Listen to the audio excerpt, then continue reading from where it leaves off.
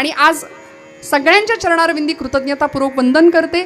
सेवेसाठी घेतलेला अभंग हा संतश्रेष्ठ जगद्गुरु वैराग्य राग रसिक देहू निवासी आणि भागवत संप्रदायाच्या कलशस्थानी विराजमान असणारे जगद्गुरु संतश्रेष्ठ श्री तुकोबराय, ज्यांच्या गाथेनी तुमच्या माझ्या घरात एक संस्कार केंद्र उघडलं. भक्ती ज्ञान आणि वैराग्याचं युतिपर्व असलेली तुकोबरायांची गाथा तुमच्या माझ्या सगळ्यांचा माथा सुधरवणारी आहे. म्हणून प्रत्येकाकडे असावा असा तुकोबरायांचा गाथा.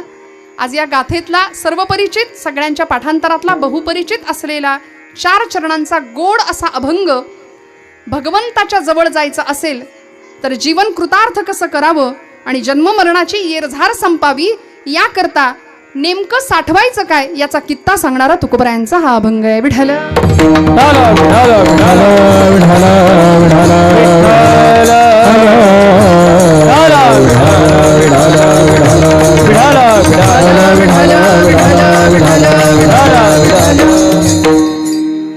जगद्गुरु संतश्रेष्ठ तुकोबराय, कैवल्य साम्राज्य चक्रवर्ती ज्ञानोबाराय, शांतीब्रह्म संतश्रेष्ठ श्री एकनाथ महाराज, विठुरायाचे प्रेम भंडारी असलेले नामदेव महाराज, तुकोबरायांचे सच्शिष्य असलेले निळोबाराय, भक्ती वैराग्याची पताका आणि त्याचबरोबर क्षात्र तेजाचं ज्वलंत तत्वज्ञान या भूमीमध्ये ज्यांनी रुजवलं,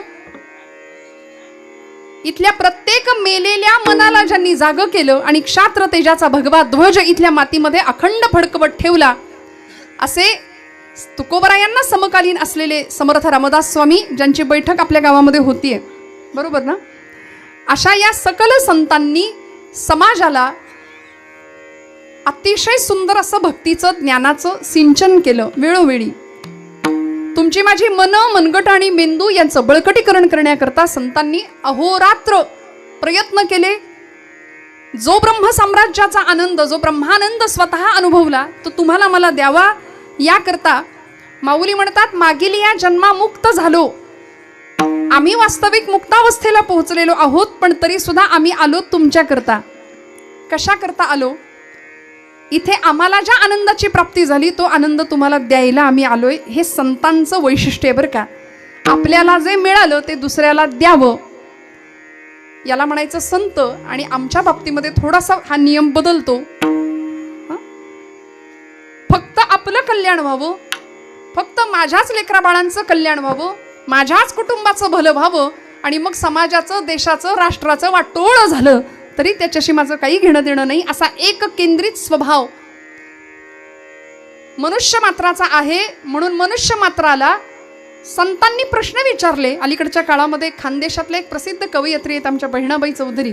बहिणाबाई म्हणाल्या, अरे मानसा मानसा कधी वशील माणूस, लोभापायी मानसाचा झाला रे कानूस. मानसा मानसा कसा वागशील तू, अरे तुझ्या परी बरं गोठ्यातलं जनावर, अशी उपमा दिली. आणि माणूस माणसासारखा वागत नाही, म्हणून माणसाला खऱ्या अर्थी संस्कारांचं अतिशय सुंदर संजीवन संतांनी पाजलं. वेळोवेळी येऊन इतकं गोड पद्धतीने सांगितलं की आई आपल्या लेकराला भरवते की नाही, आई आपल्या लेकराला दूध पाजते, आई आपल्या लेकराला कवळ म्हणजे घास भरवते. तितक्या प्रेमाने संतांनी भक्तीचं ज्ञान आम्हाला शिकवलंय. बरं, दादागिरी करून नाही, दादागिरी आम्ही करतो, दादागिरी संतांनी नाही केली. संतांनी दंडवत घालून जगाच्या कल्याणाची कामना केली. सकलांच्या पाया माझे दंडवत, आपुलाले चित्त शुद्ध करा. चित्त शुद्धीची कामना संतांनी वेळोवेळी केली. मग मनशुद्धी, चित्त शुद्धी याकरता मनोहि द्विविधम प्रोक्तम, शुद्धम च अशुद्धमेव च, अशुद्धम काम संकल्प, शुद्धम काम विवर्जितम. अशुद्ध मन आहे, शुद्ध मन आहे. अनेक प्रकारच्या कामना करणारं अशुद्ध मन आहे आणि कुठल्याही प्रकारच्या कामना विरहित असलेलं शुद्ध मन. असं शुद्ध मन कसं घडेल?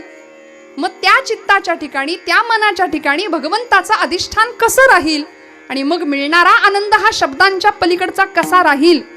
जे सुख संतांना मिळालं ते सुख आपल्याला कसं मिळेल याचा पत्ता आम्हाला वेळोवेळी संतांनी दिला.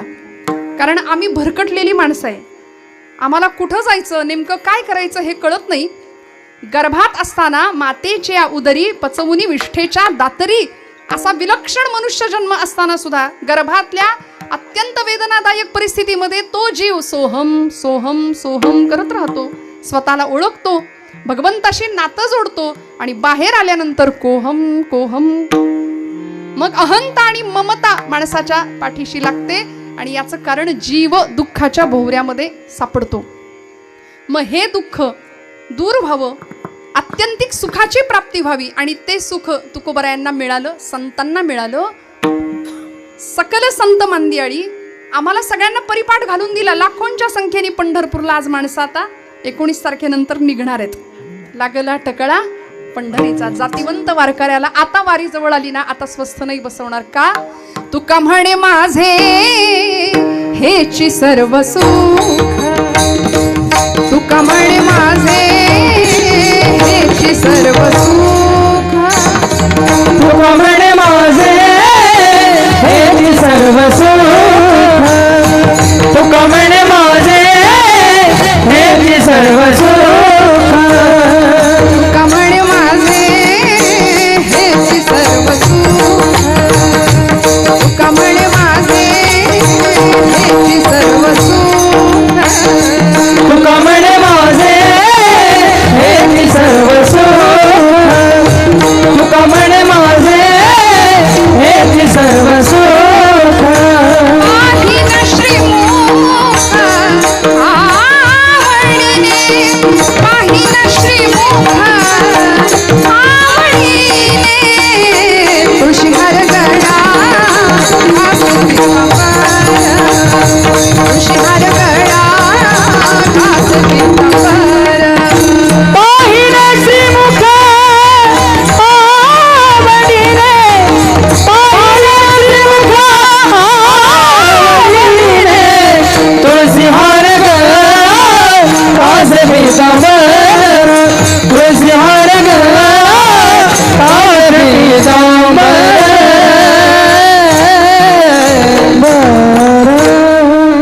किती आनंद त्याला पाहावं, त्याला बघावं. गोड तुझे रूप, गोड तुझे नाम, देई माझं प्रेम सर्व काळ. त्याच्याकडून जे मागायचंय तेच मागावं आणि आमच्या प्रपंचात देव आला पाहिजे अशी व्यवस्था करावी. अशी अत्यंत सुंदर अशी सुखाची धारणा किंवा सुखाचा मार्ग संतांनी आम्हाला वेळोवेळी सांगितलाय. का? कारण परमेश्वरानं सृष्टीची निर्मिती केली. याबद्दल आपल्या सगळ्यांचं एक मत आहे ना. काय होतं पूर्वी? पूर्वी कोठेच नव्हते, काही नव्हतं. पाश्चिमात्यांनी बिग बँग नावाची एक थेअरी मांडली. म्हणले सृष्टीच्या तळाशी गूढ असा कुठला तरी मोठा आवाज झाला आणि तो आवाज होता ओम. त्यालाच माऊली म्हणतात ओम नमो जियाद्या वेद प्रतिपाद्या, जय जय स्वसंवेद्या आत्मरूपा, देवा तूची गणेशू सकलार्थ मतिप्रकाशू, म्हणे निवृत्ती दासो अवधारी जोजी. आपण बैठक करता मनोबोध वाचता. मनोबोधातला पहिला श्लोक आहे, गणाधीश जो ईश सर्व गुणांचा, मुळारंभ आरंभ तो निर्गुणाचा. सृष्टीच्या मुळाशी असलेलं तत्वज्ञान संतांनी आम्हाला सांगितलं आणि ते मूळ जे आहे ना, तो ओंकार नावाचा ध्वनी. आता तिकडून बिग बँग थिअरी आम्हाला ऐकायला मिळते तेव्हा वाटतं अरे खरंच काहीतरी आहे, पण हे आमचंच तिकडून उचललं गेलंय. आणि मग तिकडून आम्हाला नव्या पद्धतीने सामोरं येतं तेव्हा आम्हाला वाटतं अरे अरे अरे हे खरं असलं पाहिजे बरं का. म्हणजे आमची श्रीमंती सुद्धा आम्ही लक्षात घ्यायला तयार नाही. भारतीय संस्कृती, भारतीय तत्वज्ञान, भारतीय अध्यात्मशास्त्र, इथल्या प्रत्येक कर्माचा, प्रत्येक कृतीचा, प्रत्येक श्वासाचा ओघ जातो तो अध्यात्माकडे जातो बघा. म्हणून मी नेहमी म्हणते भारताचं काळीजच आहे अध्यात्म. इथली भूमी आध्यात्मिक आहे, इथली भूमी संस्कारी आहे आणि आम्ही लेकरं भाग्यवान आहोत. या भारतवर्षामध्ये आमचा जन्म आहे. आमच्या पिढ्या इथल्या भूमीमध्ये लहानाच्या मोठ्या होत आहेत. इथल्या लेकरानं कूस पालटली तरी लोक म्हणतात उत्सव साजरे करा. का? कारण या भूमीला उत्सवाची परंपरा आहे. पवित्र ते कुळ पावन तो देश. किती आनंद आहे बघा ना. संतांनी या मातीचा गौरव केलाय, संतांनी या भूमीचा गौरव केलाय आणि इथं आम्ही जन्माला आलो. बरं आम्ही काय म्हणून जन्माला आलो? मनुष्य देहाचे निज्ञाने सच्चिदानंद पदवी घेणे. परमेश्वराची सगळ्यात उत्कृष्ट सर्वोत्कृष्ट जर निर्मिती कुठली असेल ना तर मनुष्य प्राणी आहे. स्वामी विवेकानंदांनी मनुष्य प्राण्याला एक अत्यंत सुंदर समाज माणसाला प्रश्न विचारला. म्हणाले परमेश्वराची मूर्ती माणूस घडवतो, परमेश्वराची मूर्ती माणूस घडवतो, माणसाला देवाने घडवलंय, पण तरी सुद्धा माणूस माणसासारखा का वागेना? समाज माणसाला खूप मोठा विचारलेला प्रश्न आहे स्वामीजींनी. आज देव आहे की नाही यामध्ये अडकलेली एक पिढी आहे. देव आहे की नाही? काही जण म्हणतात देव नाहीच आहे, आकाशातल्या देवा वगैरे अमुक अमुक, जाऊ दे, आपण नाही तिकडे जायचं फार. पण देव आहे ही श्रद्धा, ही जाणीव तुमची माझी पक्की आहे नव्हे. इथं कीर्तनात सुद्धा देव आहे, म्हणून आपण सगळे इथं बसलोय, आनंदाने आपण कीर्तन श्रवण करतोय. पुण्यस्मरणाच्या निमित्ताने नैमित्तिक आहे, श्राद्ध आहे. श्रद्धेने केलेलं कुठलंही कर्म श्राद्ध आहे. भगवंताची आठवण काढायला वेळ नाही लागत, वेळ काळ लागतच नाही. यया आठा प्रहरा माझारी तरी गा ऐसे करी माऊली म्हणतात, मोटके निमिष भरी दे तुझाच. 8 प्रहरामध्ये निमिष मात्र जरी भगवंताची आठवण काढली ना तरी देवाला ती पोहोचते, ती पुरेशी राहते. परमेश्वर आम्हाला सांभाळणार आहे. मग म्हणाले त्यांनी दिलेलं हे जीवन त्याच्याविषयी कृतज्ञ भाव असायला काय हरकत आहे. पण आज आमच्या समाजामध्ये अशी काही करंटी माणसं आहेत की ते म्हणतात देव नाहीच आहे. बाबा महाराज सातारकर म्हणायचे, तुम्ही देवाला माना किंवा मानू नका, त्यांनी तुम्हाला मानले एवढं तरी माना. आणि ज्या दिवशी तो तुम्हाला मानणार नाही त्या दिवशी आपल्या घरासमोर गर्दी जमणार. माणसं म्हणतील उचला आता संपला यांचा कार्यक्रम. मग तिकडे गेल्यानंतर अग्नी आहेच आहे, तिकडे गेल्यानंतर अग्निसंस्कार केला जातो, पण त्याआधी आपल्या आतला अग्नी आपल्याला प्रज्वलित करायचा आहे. त्याला शास्त्रकारांनी देहबुद्धीचा अग्नी असं म्हटलंय. देहबुद्धी म्हणजे काय? मी म्हणजेच देह आहे, हा बुद्धीने केलेला जो निश्चय आहे ना त्याला देहबुद्धी असं म्हटलंय. मग देह म्हणजे मी नाहीच आहे, त्या देहामध्ये असलेला भगवंत कोण आहे त्याची जाणीव होणं, मुख होणं, आतल्या देवाला ओळखणं, आतल्या देवाला साठवणं, आतल्या देवाला पाहणं, हे मनुष्य जन्माचं अत्यंतिक सुंदर परमोच्च असं कर्तव्य आहे. इथं आल्यानंतर काय करायचं? भगवंताला ओळखायचं, भगवंताला पाहायचं. पण आमच्या बाबतीत असं होतं, आमचं सगळं बहिर्केंद्री लक्ष आहे, आम्ही सगळीकडे पाहतो, पण देव मात्र आम्हाला कुठे दिसत नाही. मग देवाला कळवून घेता यावं, देव दिसावा अशी व्यवस्था व्हावी, याकरता हा मनुष्य जन्म आहे. आणि मग पशुदेही नाही गती ऐसे सर्वत्र सांगती, या नरदेहीच प्राप्ती परलोकाची. म्हणून या नरदेहाच्या माध्यमातून, नरदेह आद्यम खलु धर्म साधनम, नरदेहाचं माध्यम हे सर्वांचं साधन, याची देही घडे. वा सागर दादा, देवाचे भजन देवे दिला देह भजना गोमटा. मग आता एक आपल्याला पक्क लक्षात राहिलं, देहानीच देव प्राप्त होऊ शकतो, देहाच्या माध्यमातूनच देवाची प्राप्ती होऊ शकते. यद दहते नित्यम तद देहम अशी देहाची व्याख्या केली. जो सतत जळतोय त्याला म्हटलंय देह. तुम्ही म्हणाल कुठं काय जळतंय? हा, मे मध्ये पावसाळा सुरू झालाय, जळतंय कुठं काय? अहो जळतं आतमध्ये रोज अग्नी पेटलेला आहे, त्याला वैश्वानर अग्नी म्हटलं जातं. आणि त्या अग्नीला आम्ही अन्नाची आहुती देतो. ज्यावेळी तो अग्नी प्रज्वलित होतो, म्हणजे डॉक्टर त्याला जठर अग्नी म्हणतात, आपण म्हणतो लई भूक लागली की त्या अग्नीला आपण अन्नाची आहुती देतो. मग आतला अग्नी जोपर्यंत पेटलेला आहे तोपर्यंत ही आहुती, आणि एकदा का आतला अग्नी थंड झाला की मग बाहेरचा अग्नी आहे. म्हणून या बाहेरच्या अग्नीपर्यंत जाण्याआधी आतला अग्नी प्रज्वलित व्हावा, त्याची जाणीव व्हावी. अहम वैश्वानरो भूत्वा प्राणिनां देहमाश्रिता. भगवंत म्हणतात मी आहे ना आतमध्ये, अहम वैश्वानरो भूत्वा. मग आता त्याला ओळखायचं. खरं सांगा, आपला श्वास सुद्धा आपण कधी शांततेत ऐकत नाही, इतका आम्ही गडबडीत आहे सध्या. सर्व सुखाची या आशा जन्म गेला, क्षण एक मुक्ती यत्न नाही केला. दाही दिशांना हा जीव भरकटतोय, नुसता भरकटतोय. पण आचार्यांना विचारलं, आचार्य तुमचं काय? न पुण्यम न पापम न सौख्यम न दुःखम, न पुण्यम न पापम न सौख्यम न दुःखम, न मंत्रे न तीर्था न वेदा न यज्ञ, अहम भोजनम नैव भोज्यम न भोक्ता. थोडा रिवर्ब द्या मला, मोकळं करा जरा. नाहं भोजनं नैव भोज्यं न भोक्ता चिदानन्दरूप शिवोऽहं शिवोऽहम् अहं निर्विकल्पो निराकाररूपो विभुर्व्याप्य सर्वत्र सर्वेन्द्रियाणि सदा मे समत्वं न मुक्तिर्न बन्ध चिदानन्दरूप शिवोऽहं शिवोऽहं चिदानन्दरूप शिवोऽहं शिवोऽहं न मे मृत्युशङ्का न मे जातिभेदः पिता नैव मे नैव माता न जन्म न बंधुर्न मित्रं गुरुर्नैव शिष्य. या जीवाचा खरा संबंध तिथे आहे, सनातन संबंध. भगवंत सांगतात ममैवांशो जीवलोके जीवभूत सनातनः. एक संबंध भगवंत सांगतात या जीवाचा असलेला त्या शिवाशी, त्याला सनातन संबंध म्हटलं. आणि मग या देहाच्या माध्यमातून आम्ही त्या शिवतत्वापर्यंत पोहोचू शकतो. हे संतांनी आम्हाला वेळोवेळी ठासून कानी कपाळी ओरडून सांगितलं. देवे दिला देह भजना गोमटा. पण आपल्याकडे भजन आणि भोजन यामध्ये जरा गल्लत करतात. भोजनाला 60 आणि भजनाला 8. भोजन देहाला लागलेली भूक भागवण्याचं साधन भोजन. भूक लागली भोजन, पण मनाच्या भूकेचं काय करायचं? आत्म्याची भूक भागवणारं साधन आहे भजन. विठ्ठल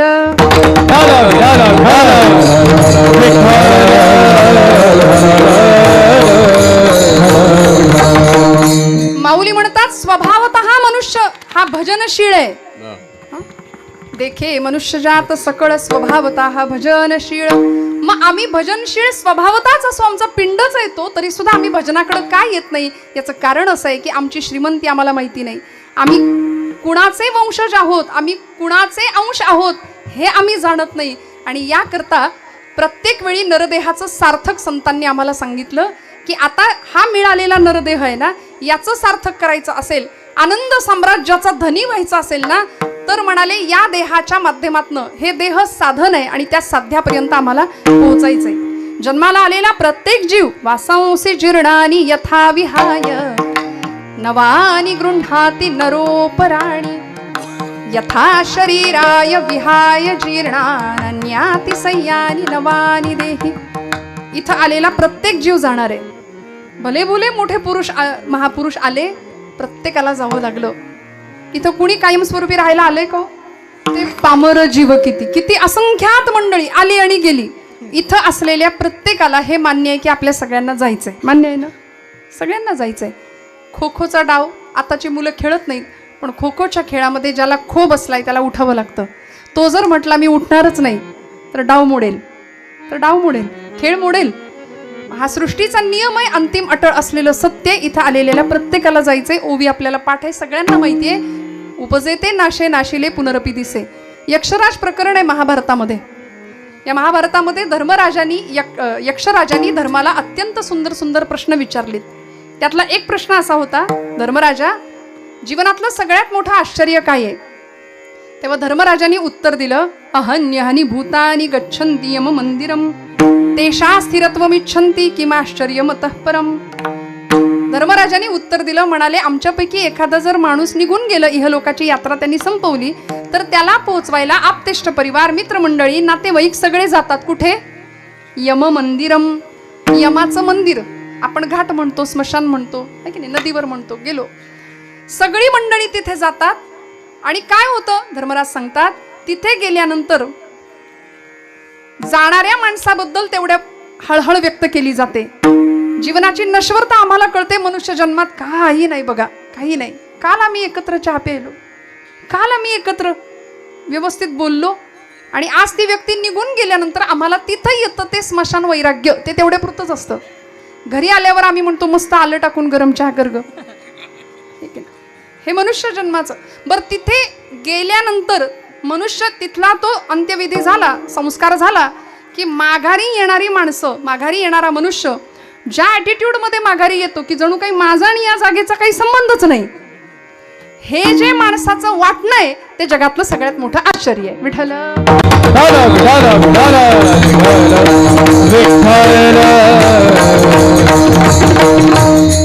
मग आम्हाला सुद्धा यायचंय आणि जायचंय, यायचंय आणि जायचंय. हा अखंड चालू असलेला आमचा व्यवहार आहे. तुकोबरायांनी त्याला शब्द वापरलाय व्यापार. अखंड येणं आणि जाणं चालू आहे आणि यालाच संसार असं ज्ञानोबरायांनी ज्ञानेश्वरीत सांगितलं. उपजणे आणि निमणे या नाव संसार.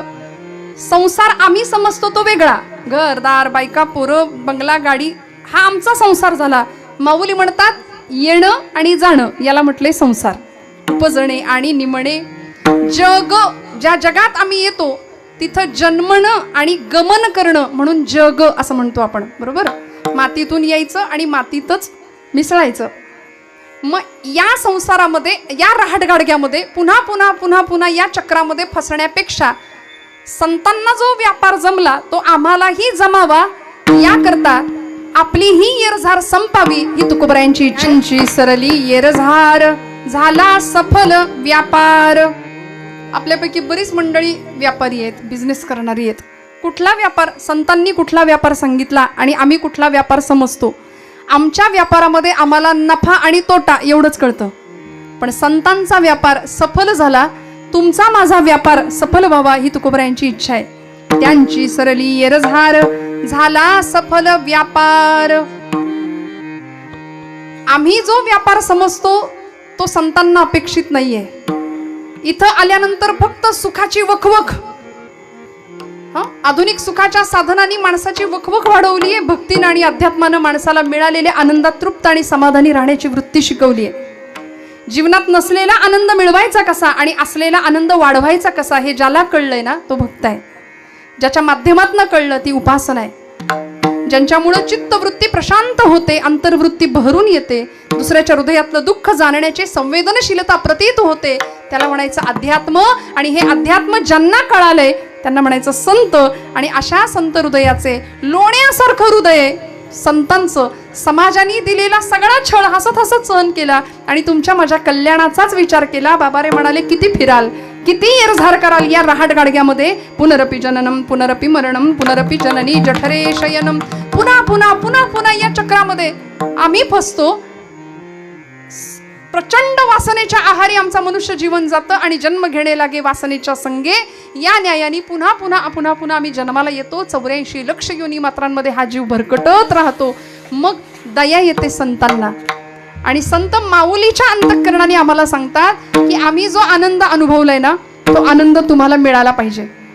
आनंद आम्ही अनुभवतो ते सुख, बरं का, सुख आम्ही अनुभवतो ते सुख. बरं ते सुखही खरं नसतं आणि त्याच्या पाठी आलेलं दुःखही खरं नसतं.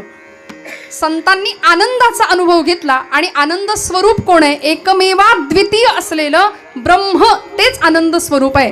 आनंद अद्वय नित्य निरामय. आनंद अद्वय नित्य निरामय. आनंद अद्वय नित्य निरामय. आनंद अद्वय नित्य निरामय. एका निज ध्येय योगियाचे, एका निज ध्येय योगियाचे. हे समचरण साजिरे विटेवारी, हे समचरण साजिरे विटेवारी. हे समचरण साजिरे विटेवारी. हे समचरण साजिरे विटेवारी.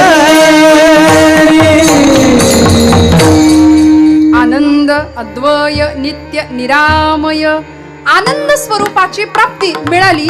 जीवन मरणाची येरझार संपली आणि आम्ही भगवत स्वरूप झालो. अद्वैताचा साक्षात्कार प्राप्त झाला. आपल्याला नाही का असं वाटत की आम्हाला सुद्धा देव भेटावा, देव पाहता यावा? मग येरझार संपायची असेल आमची सुद्धा, जी संतांची संपली. ज्ञानोबराय तुमच्या माझ्याकरता आले. मुक्तावस्थेला गेलेले सगळे संत पुन्हा जन्म घेतला तुमच्या माझ्या उद्धाराकरता. आणि आम्हाला सुद्धा अनंत जन्माची पुण्याई आहे म्हणून आज आम्ही सगळे इथं आहोत, बरं का.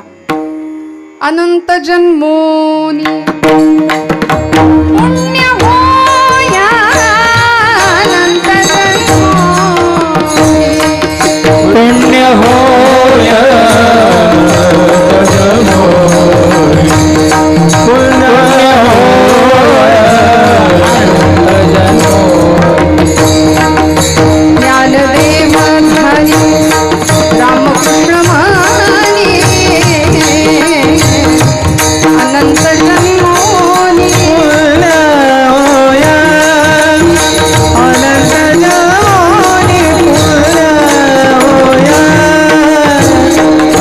प्राण देवा जाणी रामकृष्ण मानी अनंत जन्मोनी पूर्ण होया अनंत जन्मोनी पूर्ण होया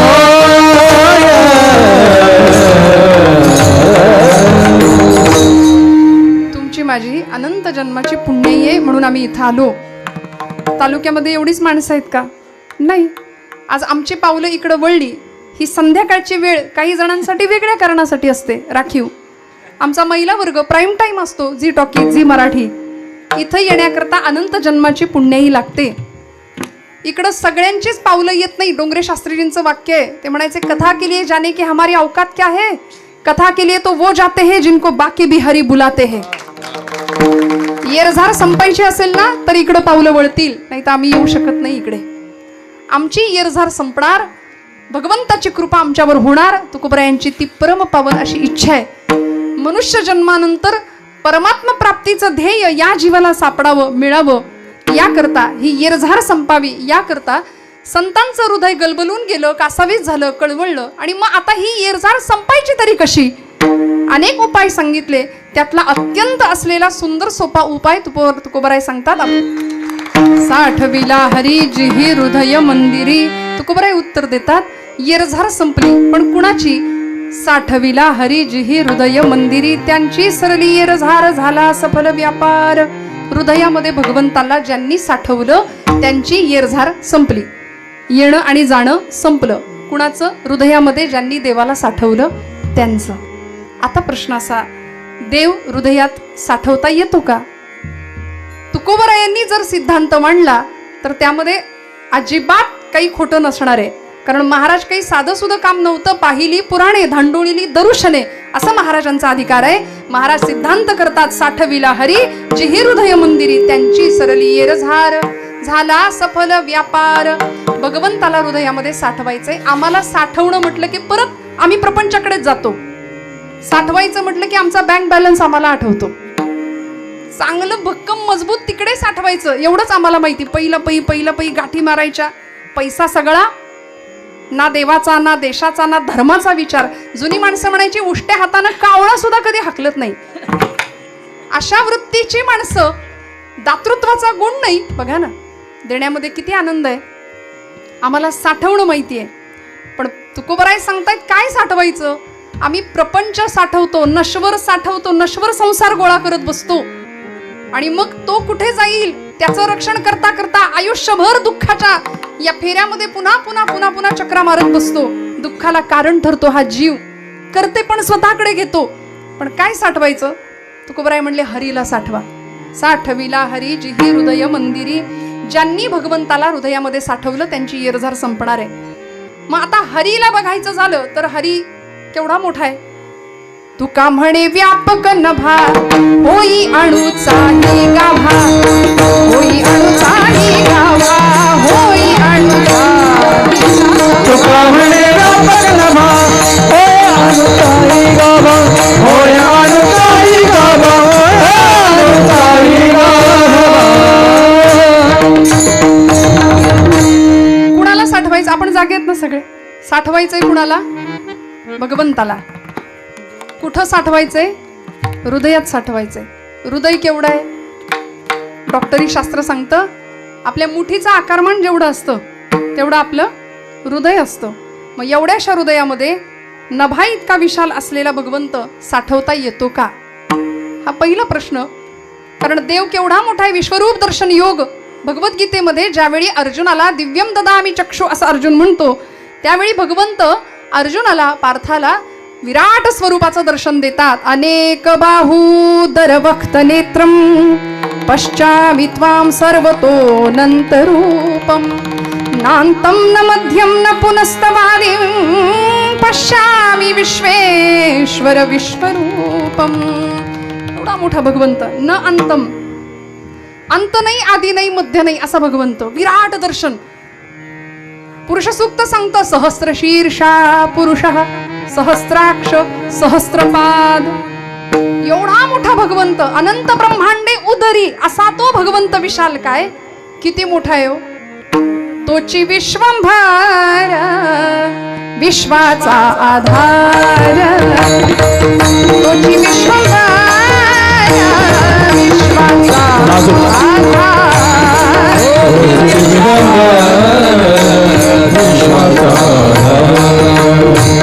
तोची विश्वंभर विश्वाचा तोची विश्वंभर विश्वाचा आधार, तोची विश्वंभर विश्वाचा आधार, तोची विश्वंभर विश्वाचा आधार, तोची विश्वंभर विश्वाचा कधी दैन्य दूर, कधी दैन्य दूर नारायण, तोची विश्वंभर विश्वाचा आधार, तोची विश्वंभर विश्वाचा आधार, तोची विश्वंभर विश्वाचा आधार, तोची विश्वंभर विश्वाचा आधार.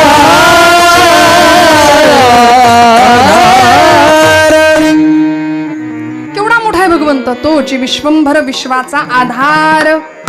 विश्वाला ज्यांनी आधार दिलाय असा भगवंत, त्याला आम्ही जन्मोत्सवाच्या कीर्तनाला पाळण्याचा आधार देतो. विठ्ठल विठ्ठल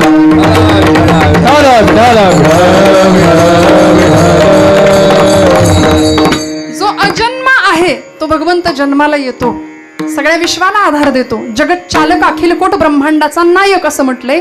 मग एवढं मोठं त्याचं व्यापकत्व आहे, तर तो आपल्या हृदयामध्ये सापडतो का? तर त्याचं उत्तर आपण प्रमाणात ऐकलं. तुका म्हणे व्यापक नभा होई अणुचाही गाभा. श्रुती सांगते, उपनिषदकार सांगतात, अणोरणियान महतो महियान. मुंगी होऊन मुंगीच्या देहात राहतो आणि हत्ती होऊन हत्तीच्या देहामध्ये राहतो. असं जर त्याचं व्यापकत्व आहे तर भगवंत हृदयामध्ये साठवता येऊ शकतो. अनेकांनी त्याला साठवलं. आमच्या जनाबाईंनी त्याला साठवलं की नाही हो? साठवलं.